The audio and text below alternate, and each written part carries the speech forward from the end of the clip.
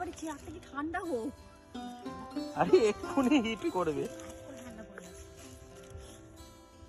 দাদাদের বাড়ি কি এইখানে? এই লজেই থেকে যান? এই আসলে লাগলো হাতে।